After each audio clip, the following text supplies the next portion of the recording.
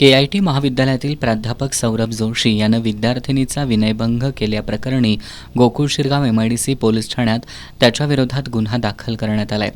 आत्तापर्यंत 12 विद्यार्थिनींनी जोशी विरोधात महाविद्यालय प्रशासनाकडे तक्रार केल्यानं या प्रकरणाचं गांभीर्य वाढत चाललंय।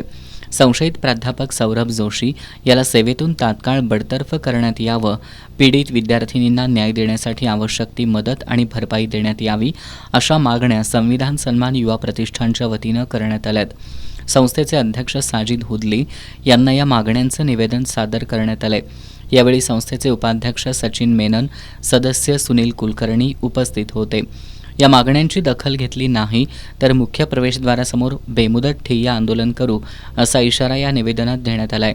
यावेळी प्रतिष्ठानचे अध्यक्ष निलेश बनसोडे, उपाध्यक्ष शिवराम बुद्ध्याळकर, वंचितचे प्रवीण बनसोडे, सचिन तेरदाळकर, राकेश ठोकळे, गौतम शिवशरण, जयेश कांबळे यांच्यासह सर्व पदाधिकारी उपस्थित होते।